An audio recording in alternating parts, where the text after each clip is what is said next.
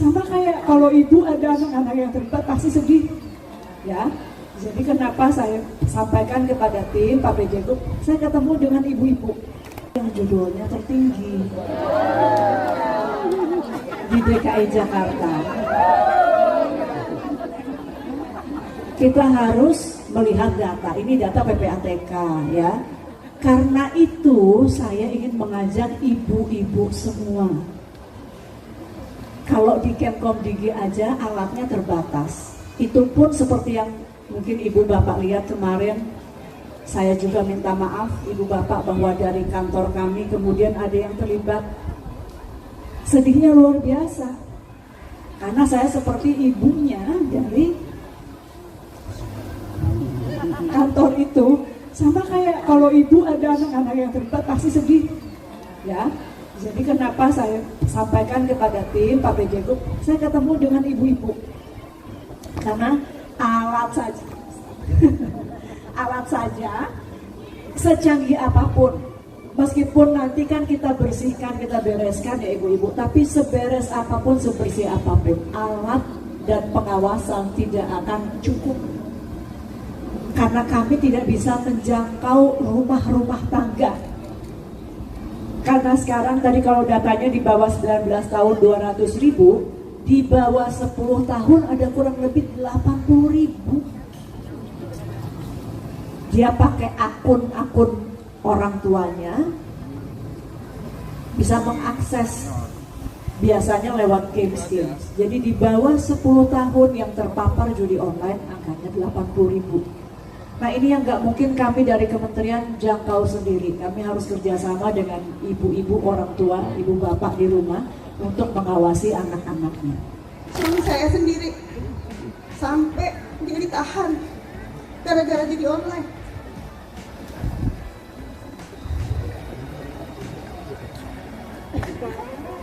Handphone, semua TV habis. Sampai saya ditagih-tagih utang.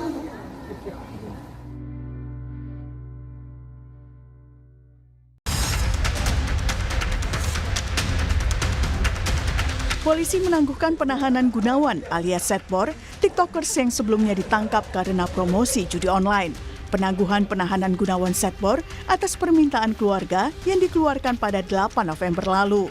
Tapi, sorotan bukan pada penangguhan Setbor, melainkan penunjukannya sebagai duta anti judi online. Kapolri, Jenderal Listio Sigit Prabowo, menunjuk tiktokers Gunawan alias Setbor menjadi duta anti judi online. Kapolri berdalih, ini untuk menjawab pertanyaan masyarakat soal perbedaan dalam penanganan kasus judi online yang menjerat masyarakat dan selebritas. Sebelumnya penetapan tersangka Setbor memang menjadi sorotan. Pasalnya, sejumlah selebritas juga sempat diperiksa polisi terkait promosi judi online, tapi tak berujung tersangka. Salah satunya adalah komedian yang kini menjadi anggota DPR RI, Denny Wahyudi alias Denny Cagur. Denny berdalih tidak tahu jika dia mempromosikan judi online. Prosesnya memang sudah berjalan, semua artis itu ada 27 artis. Waktu itu karena ketidaktahuan, kita semua pun sudah dipanggil ke Barreskrim, saya sudah datang mengikuti aturannya sebagai warga negara yang baik, saya datang. Setelah itu prosesnya berjalan dan sekarang sebenarnya kita serahkan kepada pihak kepolisian. Sementara itu Kapolri membantah tebang pilih dalam pemberantasan judi online. Dia mengaku memerintahkan anggotanya memberantas praktik judi online tanpa pandang bulu. Demikian juga terhadap anggota saya sudah perintahkan untuk berantas judi online. Jadi kalau di antara rekan-rekan tidak melaksanakan hanya 2, Anda terlibat, itu yang pertama, atau membiarkan, atau takut. Jadi saya kira pilihannya kalau tidak sanggup silahkan mundur. Sama dengan saya, Pak. Sampai saat ini polisi masih terus menyelidiki kasus judi online, termasuk yang menyeret pegawai Kementerian Komunikasi dan Digital Komdigi. Terakhir, polisi menetapkan seorang tersangka yang juga istri dari DPO kasus judi online berinisial A. Dari penangkapan tersebut, polisi menyita uang 2,6 miliar rupiah, puluhan perhiasan, dan jam tangan mewah. Total, ada 18 tersangka dalam kasus judi online. 11 dari tersangka merupakan pegawai Komdiji. D ditetapkan sebagai tersangka karena diduga terlibat TPPU, tindak pidana pencucian uang, yang dilakukan oleh DPO A berbagai barang bukti, ya antara lain uang tunai total 2,6. Kemudian penyidik juga menyita 58 buah perhiasan dan 6 buah handphone. Kemudian 2 mobil juga disita, kemudian 2 buah jam tangan mewah dan 1 buah buku tabungan. Lalu yang menjadi pertanyaan adalah, benarkah literasi yang minim menyebabkan promosi judi online begitu mudah dilakukan? Tapi, apakah itu bisa menjadi dalih lepas dari jerat hukum? Tim Liputan, Kompas TV.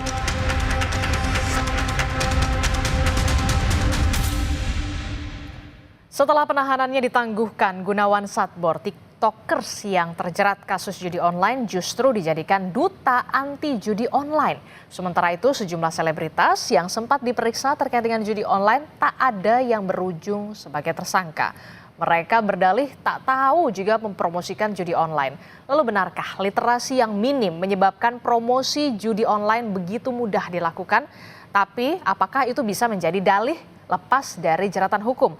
Kita bahas di pagi hari ini bersama dengan sejumlah narasumber. Sudah ada PLT Direktur Pengendalian Aplikasi Informatika Komdiji, sudah ada Pak Sofyan Kurniawan. Selamat pagi Pak Sofyan. Selamat pagi Mbak, Assalamualaikum, selamat pagi pemirsa. Waalaikumsalam warahmatullahi wabarakatuh. Kemudian juga ada Komisioner Kompolnas, ada Pak Yusuf Warsim. Selamat pagi Pak Yusuf. Selamat pagi. Ada juga pakar hukum pidana Universitas Pelita Harapan, ada Pak Jamin Ginting. Selamat pagi Pak Jamin.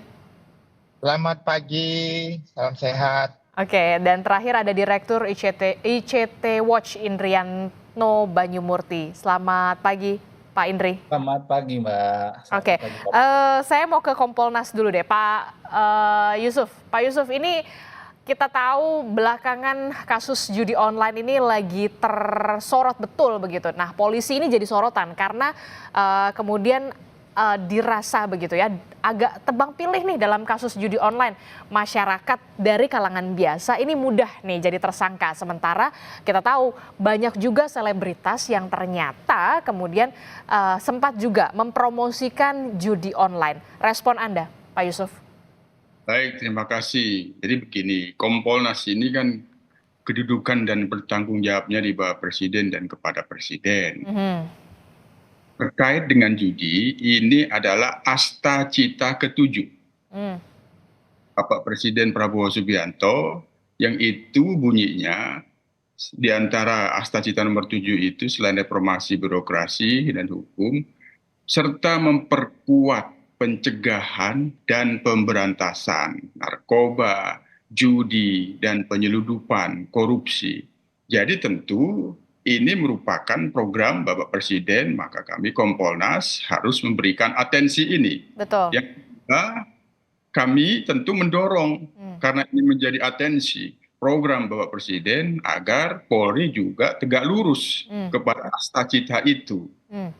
Ini judi online ini luar biasa masif. Ini Mbak Cindy, tanggal 10 November di media sosial itu masih ada di Facebook gitu. Kita juga nggak tahu ini postingannya itu seperti game atau apa gitu. Kalau orang awam nggak teliti itu bisa ngeklik. Nah itu. Jadi memang pencegahan ini memang harus diperkuat. Nah, hanya tentu kaitannya dengan memperkuat berarti kan sebelumnya sudah ada pencegahan dan pemberantasan.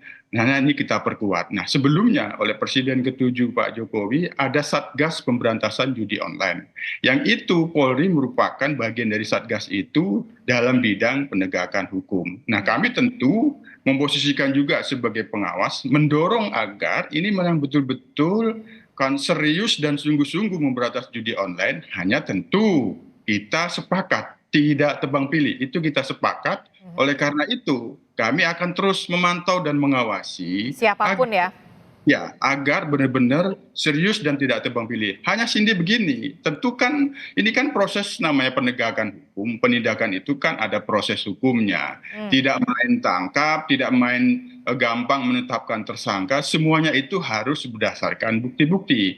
Kaitannya dengan Gunawan Sastbor, bisa saja kami berpandangan dilepaskan, tapi bagaimana dengan bukti-buktinya nanti? Tentu proses ini akan kita pantau dan kita awasi agar dia benar-benar profesional, transparan, dan akuntabel. Semuanya itu berdasarkan bukti-bukti, meskipun itu sekalipun artis ataupun pesohor lainnya, pejabat. Kalau memang ada bukti-bukti yang sudah mengarah untuk bisa ditetapkan tersangka, ya itu kami dorong itu supaya tidak ada kesan tebang pilih.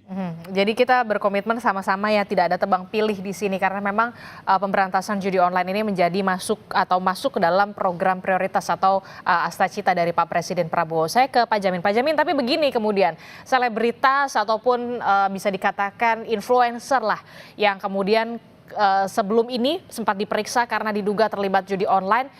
Dalih mereka adalah tidak tahu nih sebenarnya kalau mereka ini lagi mempromosikan judi online.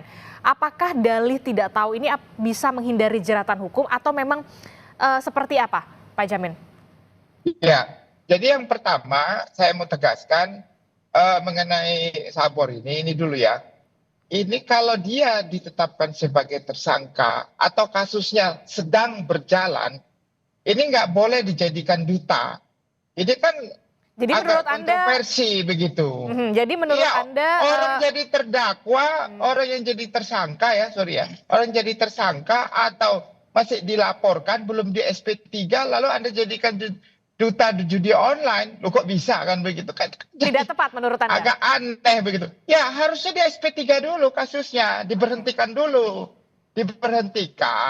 lalu dipulihkan nama baiknya, lalu dijadikan duta begitu. Bukan orang yang sudah dilaporkan, lalu dia belum diberhentikan, ya. Saya nggak tahu nih, apa sudah diberhentikan atau belum kasusnya laporan ini. Nah itu yang baru, itu yang pertama ya. Itu saya kritik kalau memang itu benar-benar jadi duta, kasusnya masih berjalan ya. Nggak boleh itu, begitu. Lalu yang kedua, ini kan banyak tadi disebutkan artis-artis. Kita equality before the law. Semua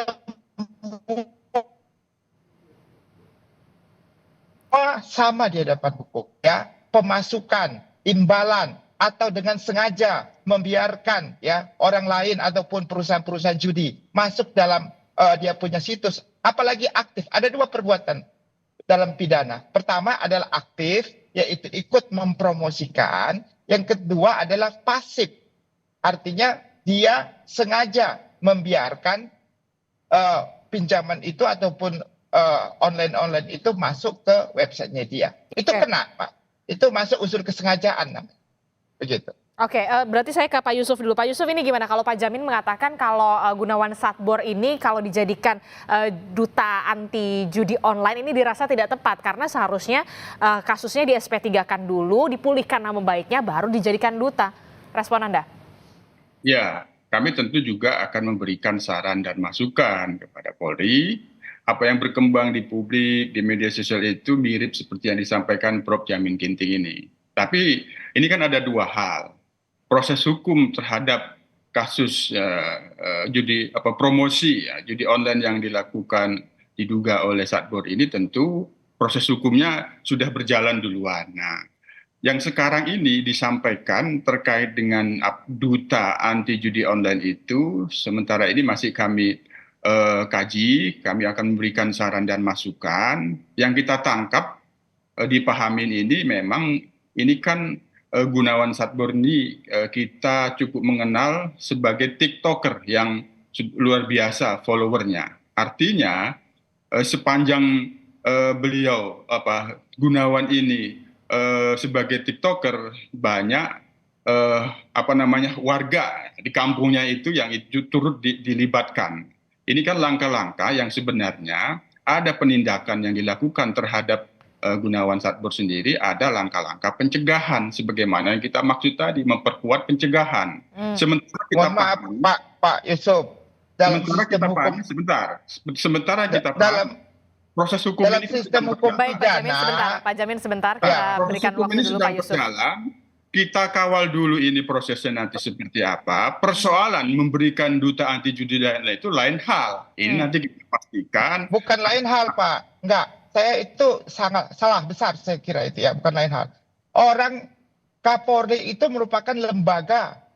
Kapolri itu lembaga dari pimpinan kepolisian. Oke. Lalu ditetapkan ada laporan polisi, dijadikan ya dugaan sebagai tersangka atau belum tersangka. Laporan polisinya belum pernah dicabut. Lalu Kapolri juga yang menetapkan sebagai duta. Pertanyaan saya, kok bisa? Ini kasus yang sama loh. Kasus laporan judi online, lalu dijadikan duta judi online. Menurut saya, ini saya nggak tahu, lebih bijak ya, saran saya. Oke. Diberhentikan dulu kasusnya, lalu dijadikan dia duta. Nggak usah buru-buru ketakutan sama masyarakat contohnya karena dia ini masyarakat sudah menganggap tebang pilih. Enggak. Oke. Artinya ada sistem hukum pidana yang harus diikuti begitu dalam proses. Oh, Begitu. jadi Itu menurut saran Anda saya. tidak perlu terburu-buru untuk menjadikan Gunawan Satbour ini jadi duta judi online dulu. Bereskan dulu kasusnya, barulah kemudian next selanjutnya akan seperti apa. Begitu ya Pak Jamin ya? Betul Mbak, Oke. ikutin prosedur. Oke, saya ke Pak Saya Sofyan. sambung dulu. Saya Oke, lanjutkan. sedikit saja, singkat saja Pak Yusuf.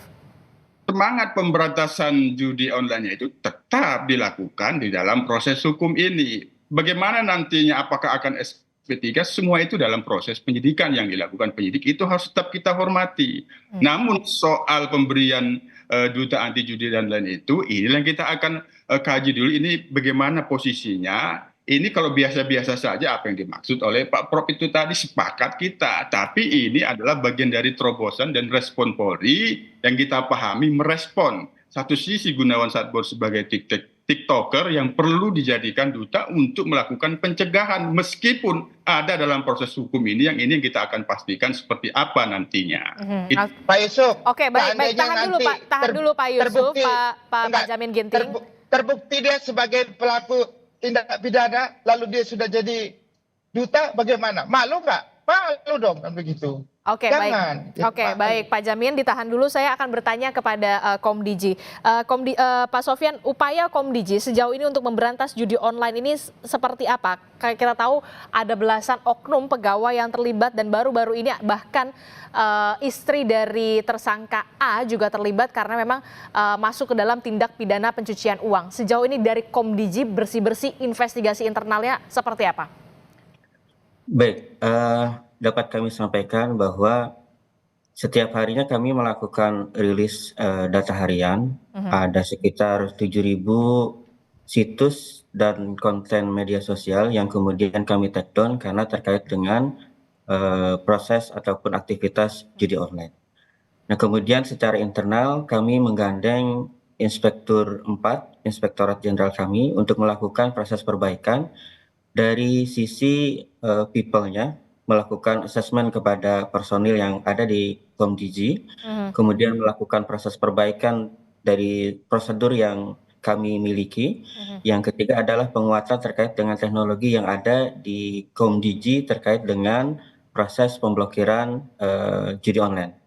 3 hal itu yang kemudian kami lakukan untuk melakukan proses perbaikan terkait dengan pemberantasan judi online. Oke, dari 3 upaya tersebut, apakah merasa Komdiji cukup untuk mengantisipasi kreatifnya? Pasti mereka lebih mencari cara, mencari celah lagi gitu, pelaku dunia digital untuk melakukan bagaimana pencegahan dan penindakan dari Komdiji untuk kemudian mengantisipasi kreatifnya atau lebih pintarnya para pelaku-pelaku bisnis dari judi online ini?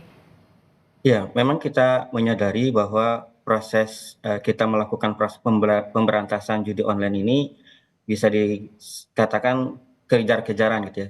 Satu proses sudah kemudian kita blokir, kemudian pelaku terkait dengan judi online ini melakukan proses pengalihan ataupun kreativitas yang lainnya sehingga proses judi online itu senantiasa ada.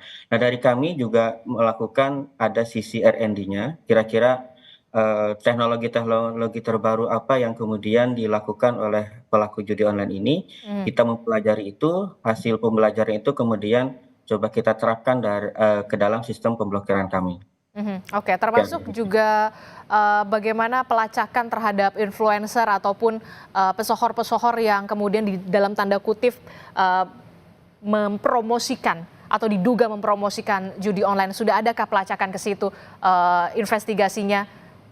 Baik, secara umum kita memiliki 3 kanal dalam proses penerimaan untuk pemberantasan judi. Yang pertama adalah kita melakukan patroli cyber secara individu. Kita melakukan proses pencarian terhadap konten-konten yang terkait dengan judi online.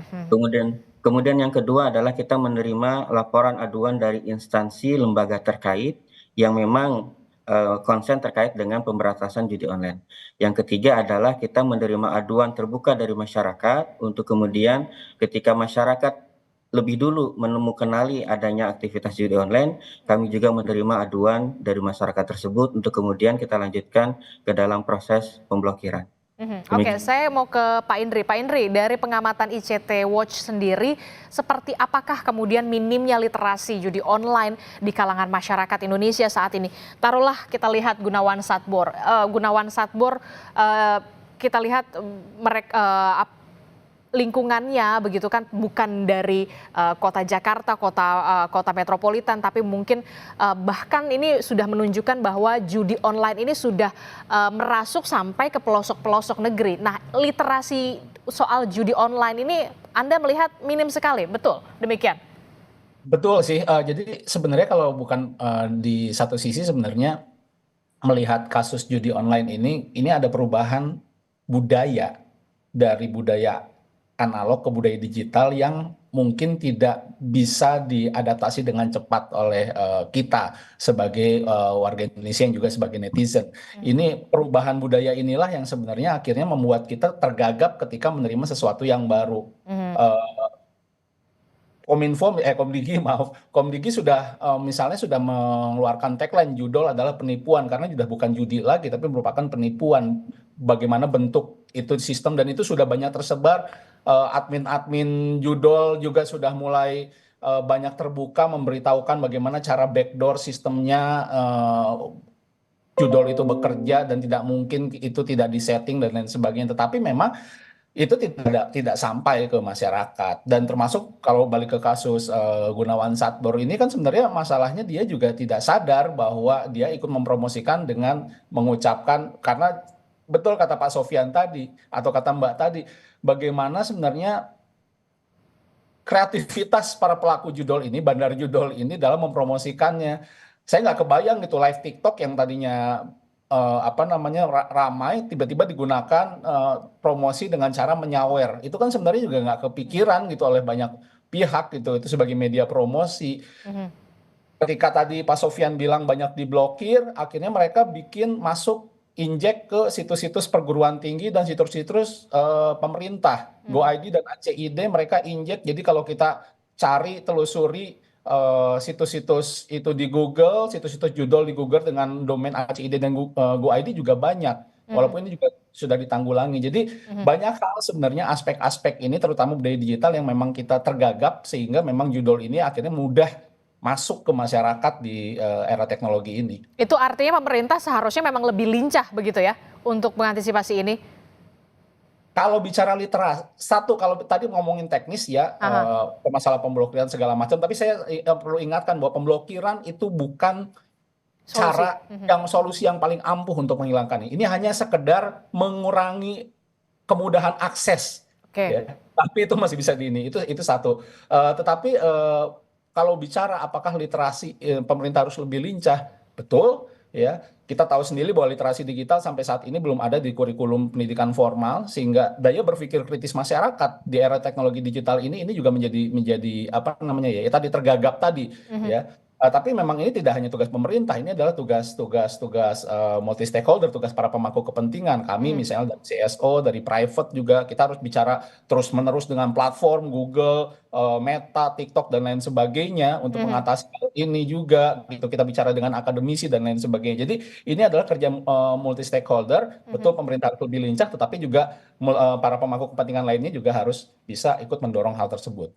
Oke, ini tidak hanya tugas dari Komdiji tapi juga multisektor begitu ya untuk kemudian bisa benar-benar serius memberantas judi online ini, termasuk juga yang kemarin saya juga sempat melihat begitu ya Bu Menteri, Bu Menkomdiji, Bu Mutia Hafid bahkan sampai menangis begitu karena memang saking besarnya dampaknya, sedihnya begitu melihat bagaimana ada belasan pegawai Komdiji yang harus terjerat kasus judi online, bagaimana investigasi atau bersih-bersih dari internal Komdiji sendiri. Kita akan bahas usai jeda, tetaplah bersama kami di Sapa Indonesia Pagi.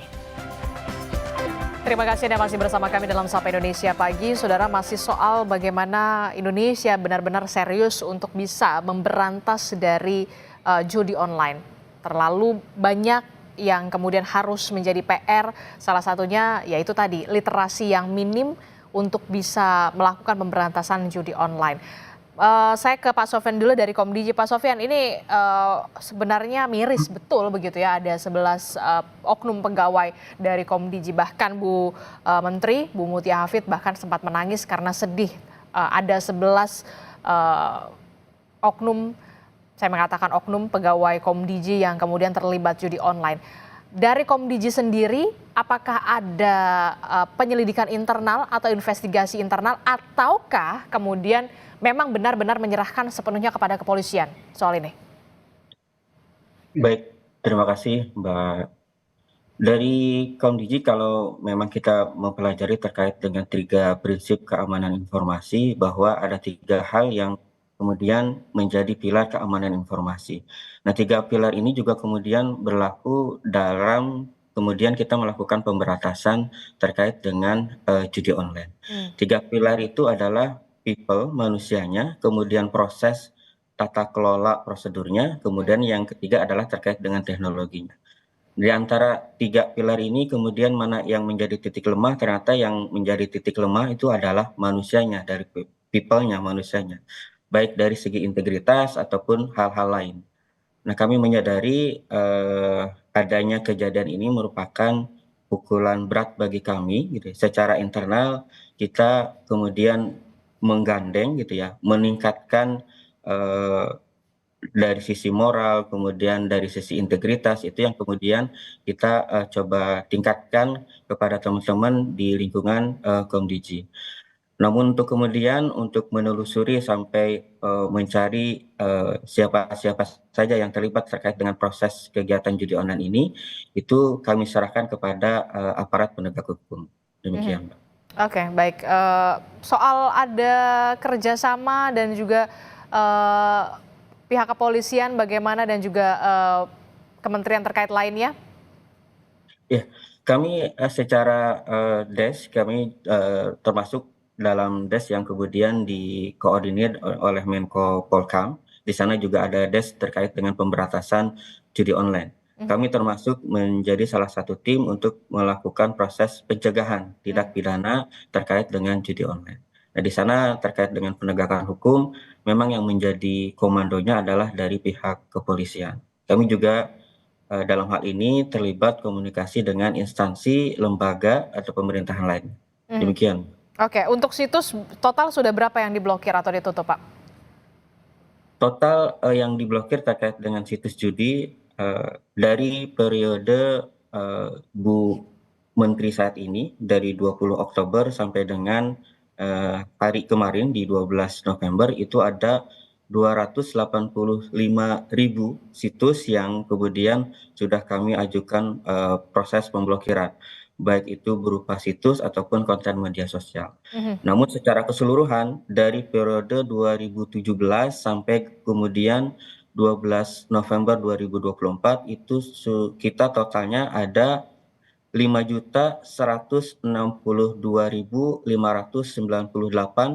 situs dan konten yang kemudian sudah kami lakukan proses takedown ataupun pemblokiran. Termasuk juga di sosial media, karena kan Gunawan Satbor juga menggunakan media sosial TikTok, atau mungkin nanti kita lihat juga ada dari Instagram dan juga beberapa media sosial lainnya. Sudah sampai ke situ, Kak, Pak? Benar. Ya beberapa konten media sosial, Facebook, TikTok, Instagram, dan lain sebagainya juga menjadi salah satu concern kami untuk kemudian melakukan take down konten-konten terkait dengan perjudian yang ada di dalam platform media sosial tersebut. Termasuk juga sosialisasi kepada influencer, karena kita tahu juga banyak sekali influencer yang tidak mengerti dalam tanda kutip bahwa mereka ini sedang mempromosikan judi online, karena dengan iming-iming yang ya tadi upah atau uang yang dijanjikan ketika mempromosikan judi online ini fee-nya tidak main-main uangnya. Baik, terkait dengan influencer, kami menggandeng Direktorat Jenderal IKP, Informasi dan Komunikasi Publik, untuk kemudian membantu kami untuk menyebarluaskan, mensosialisasikan terkait dengan proses penanganan judi online. Bahwa ada jerat hukumnya ketika seorang influencer kemudian ikut aktif ya melakukan proses pengiklanan terkait dengan judi online. Ada konsekuensi hukum di sana terkait dengan proses pengiklanan judi online. Oke, Pak Jamin, kalau misalkan kita lihat untuk siapapun influencer ataupun siapapun yang mempromosikan dalam konten media sosial mereka memang bisa dijerat dengan hukum soal judi online ini. Tentu. Ya, bisa Mbak, di pasal 27 ayat 2 UU ITE itu sudah mengatur tentang perjudian yang mentransmisikan, yang menyebarkan, yang membuat. Nah, cuma literasi mereka terkait dengan ini juga harus diberikan. Kalau mereka sudah tahu ini adalah judi online, tapi tetap mempromosikan, mentransmisikan, itu terkena pasal itu 27. Nah, jadi menurut saya ada tindakan trigger mechanism yang harus diberikan. Artinya harus ada dulu yang dihukum. Satu atau berapa orang itu ya, yang benar-benar terbukti. Biar ada dampak begitu bagi yang lain. Kalau ada tidak efek ada yang jerah. dihukum, iya nanti orang ya akhirnya begini lagi ya begitu. Karena perjudian ini, saya mohon maaf Pak Sofian, kalau di take down tadi Pak Indrianto udah bilang, itu bukan solusi gitu loh. Mau take down, mau berapa take down, itu bukan solusi. Solusinya adalah mencari akarnya, akar dari orang yang melakukan siapa, pos-posnya siapa. Nah itu kemarin itu disampaikan oleh PPTK hampir 150 triliun peredaran daripada judi online uangnya. Anda bayangkan 150 lebih triliun. Kalau sebagian itu aja disebarkan kepada aparat penegak hukum dan lain supaya diam aja, itu pasti mereka tetap berjalan kan begitu. Jadi ada integritas dari penegak hukum. Pak Listio Sigit kan sudah menyampaikan tadi ya di DPR terkait dengan integritas. Ya itu aja dilaksanakan benar-benar terjadi begitu. Jangan sampai kita mau memberantas judi online, tetapi APH-nya dan kementeriannya juga malah melindungi. Itu yang bahaya. Disitulah yang harus kita perhatikan begitu, Mbak. Termasuk juga kalau misalkan cuma hanya menyertakan link itu juga masuk ke dalam ya, bisa dipidana juga ya Pak? Pak Jamin? Ya sepanjang dia mengetahui dan memahami kan begitu. Lalu dia punya niat untuk menyampaikan, menyebarluas. Karena dalam konteks pidana Mbak, orang yang mengetahui, menyadari, lalu dia menginginkan untuk menyebarkan itu, masuk dia mens reanya di situ. Ada perbuatannya, ada mens reanya. Tapi kalau tidak punya pengetahuan tentang itu, dia tidak punya pengetahuan dan tidak tahu kalau itu ada judi online, dia nggak bisa dipidana karena itu tidak menginginkan kan, tidak mengetahui begitu. Jadi makanya tadi benar, kalau orang yang sudah mengetahui dan menyadari berdasarkan bukti ya tentunya, dan menginginkan untuk disebarluaskan, maka orang itu bisa dipidana, Mbak. Oke, saya ke Pak Indri. Pak Indri, jadi Anda melihat sosialisasi pemerintah ini masih cukup kurang sekali begitu untuk antisipasi judi online, karena ternyata banyak juga artis-artis begitu yang tidak mengetahui, oh ini promosi judi online ya ternyata ya begitu ya, saya nggak tahu tuh gitu. Itu kalau artis begitu. Bahkan gimana kalau yang anak-anak di bawah umur, bahkan kita tahu judi online ini sudah infiltrasinya sampai ke anak-anak di bawah umur, di bawah 10 tahun bahkan, tidak hanya di kota-kota besar tapi sampai ke pelosok. Iya, betul. Memang ketika berbicara literasi ya memang iya gitu ya. Mereka tidak paham, mereka tidak tahu terkait dengan bahwa ini adalah judi online. Dan tadi juga saya juga dapat data kemarin 10.000 80.000 anak usia di bawah 10 tahun yang memang menjadi pemain judi online.